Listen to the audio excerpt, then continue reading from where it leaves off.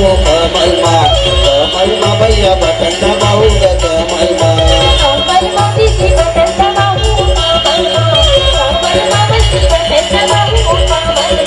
कमल मा भैया बटन दबाऊ ग कमल मा दीदी बटन दबाऊ ग कमल मा